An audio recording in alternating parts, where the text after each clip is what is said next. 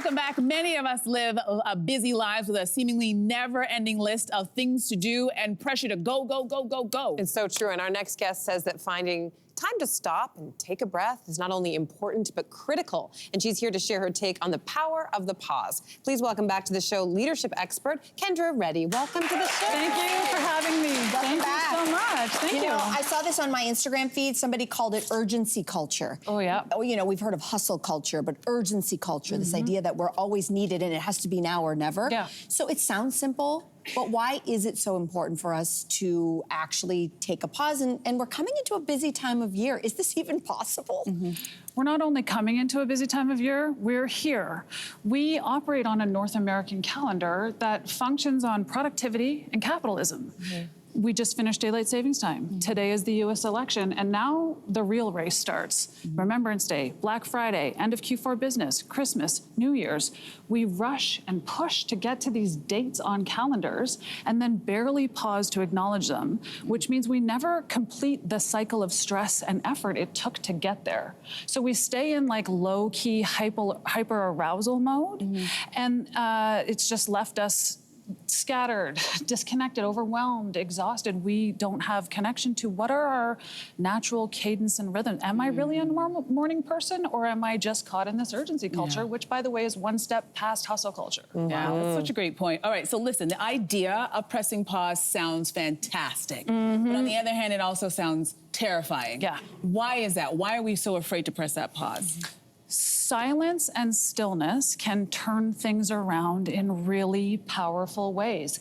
Anything can happen in the pause.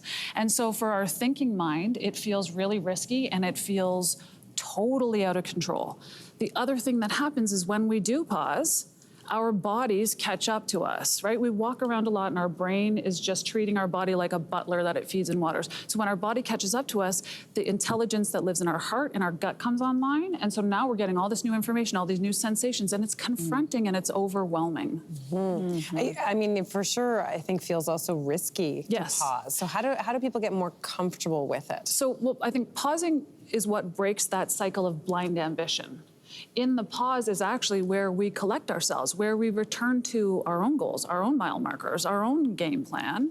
And it's so weird that we crave it so much and then we get it and panic. Like I was like, oh, do I read a book? Should I take a nap? How do I do this? How do Analysis paralysis. Yeah, how do I do this? Which seems so counterintuitive. There's no shortcut. There's no one-size-fits-all solution. This is a journey of self-discovery. So the real growth actually happens when you practice staying through that initial discomfort. You actually start to, it gets easier every time you do it, and you start to sharpen your senses. And all of a sudden you're noticing things in life that you never saw before.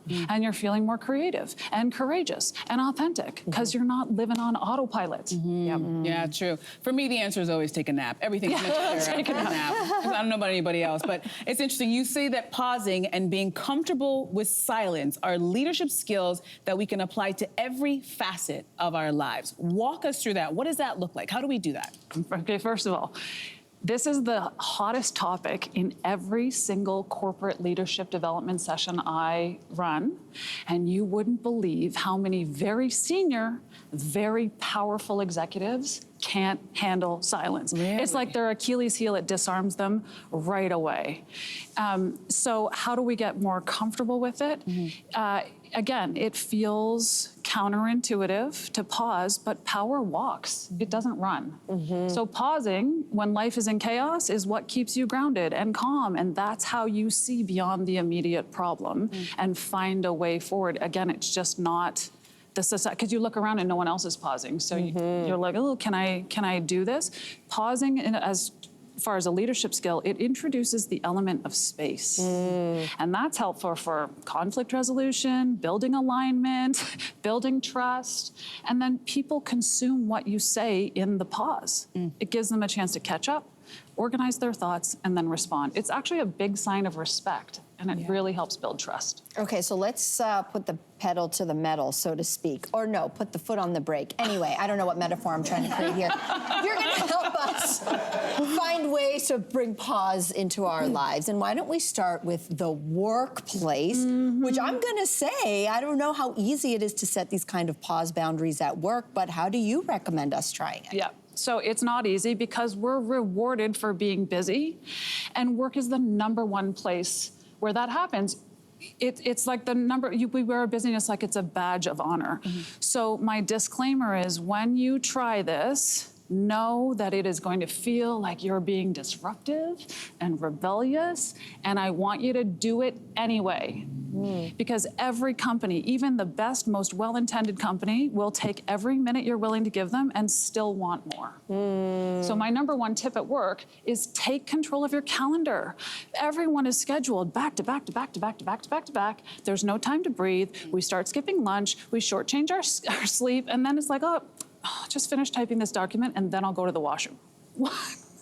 If we can't respect our own boundaries, how is anyone else going to? So again, it feels counterintuitive, but it can just be so nano. In between a call and a meeting, return to factory settings. How do I reset? How do I come home to myself? We only have like less than a minute left, but I just want to talk about at home. Like, is the recommendation, how do we find pauses? Do we make lists and say that we won't do our husband's laundry? Yes. Taking your foot off the gas isn't, pausing isn't taking the foot off the gas, it's putting fuel in your tank. So I have a practice called Sacred Hour. Every morning before the world gets up and I have to be an entrepreneur and a boss and an aunt and this, I spend time with myself. I'm not productive. I water the plants, I drink coffee, I stretch, I read. It's whatever's gonna make my soul feel relaxed and peaceful, so that when I'm out in the wild, I can pause more, I can speak more slowly. It's just it's very small, but those shifts make a huge difference. Yes. That is just the scratching of the surface. I feel calmer already, Kendra. Kendra, thank you so much for these great Thank you tips. so much for having me. Thank you. Thank you. Hey, you, come a bit closer. We've got so many more must-see interviews, spicy debates, lifestyle tips, and pop culture moments. So subscribe to our channel by tapping the logo below and don't miss out.